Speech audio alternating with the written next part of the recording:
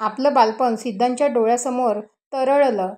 त्याची एक मैत्रीण होती, अगदी जीवाभावाची. सगळे तिला पिंकी म्हणायचे. अगदी लहान वयातच अचानकपणे ती हे जग सोडून गेली होती. नक्की काय झालं होतं हे कुणालाच समजू शकलं नाही. ती आता आपल्याला भेटणार नाही असं आईकडून समजलं तेव्हा साहजिकच त्याला अतोनात दुःख झालेलं. आणि आता ती पिंकी त्याला दिसली होती अशा स्वरूपात. हा एक अनपेक्षित धक्काच होता. पण ते खरं होतं. सिद्धांचं गावातल्या एका म्हातारीशी बोलताना पिंकीचा विषय काढला, पण स्वतःला आलेल्या अनुभवाचा उल्लेख त्याने टाळला. पिंकी तुझी बालमैत्रीण, लेकराचं नशीबच वाईट. पण एक सांगते, त्या घटनेच्या काही दिवसानंतर तुझे आईवडील जरासे अस्वस्थ दिसू लागलेले आणि एक दिवस गावच्या एका मांत्रिकाला त्यांनी घरी बोलावलं होतं.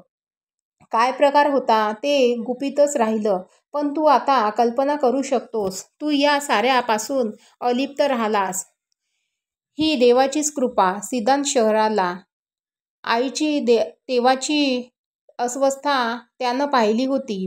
म्हणजे पिंकीचं शरीर जरी नाहीसं झालं असलं तरी कुठल्या तरी पातळीवर तिचं अस्तित्व त्याच्या घरात होतं. तेव्हापासूनच त्याला आठवलं, एकदा आईनं त्याला सांगितलं होतं, कधीही त्या खोलीत जाऊ नकोस. त्या रात्री सिद्धांत खूप अस्वस्थ आणि घाबरलेला दिसत होता. आपण पाहिलेल्या आणि ऐकलेल्या गोष्टीवर त्याला विश्वासच बसत नव्हता. आजी, त्या रिकाम्या घरात खूप कंटाळा येतो.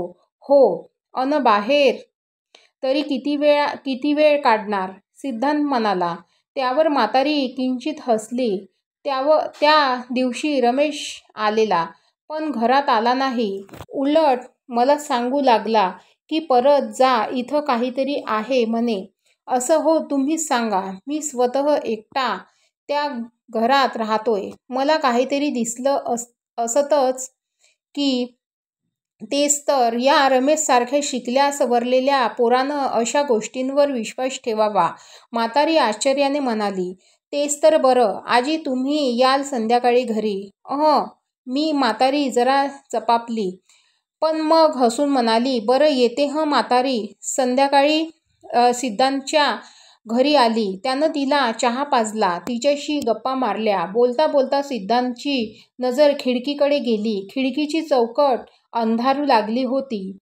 पोरा, मी आता येते. बराच वेळ झाला. बाहेर नजर टाकत म्हातारी म्हणाली, जरा वेळ थांबा ना. एका खोलीत आईचं काही सामान आहे, त्याबद्दल विचारायचं होतं. सिद्धांत म्हणाला, बरं बघूया, चल. काहीशा नाईलाजाने म्हातारी म्हणाली. खोलीचं दार उघडून सिद्धांत आत शिरला. म्हातारीनेही आत पाऊल टाकलं. खोली अंधारात होती. सिद्धांतने दिवा लावताच म्हातारीला दिसलं की ती स्टोअर रूम होती. बरंच जुनं पुराण सामान खोलीत धूळ घात पडलेलं. पुढे होऊन सिद्धांत शोध घेऊ लागला. म्हातारी जागीच उभी राहून खोलीभर नजर फिरवत होती. ती जरा अस्वस्थ झाली होती. या घराबद्दल गावात असलेल्या अफवा, शेवटी तीही एक साधी बाई माणूस होती. स्वतःहून या घरात ती आलीच नसती. खोलीत उजेड होता, पण तो पिवळट, उदासवाना उजेड धीर देण्याऐवजी अस्वस्थ करत होता. त्यात ही शांतता.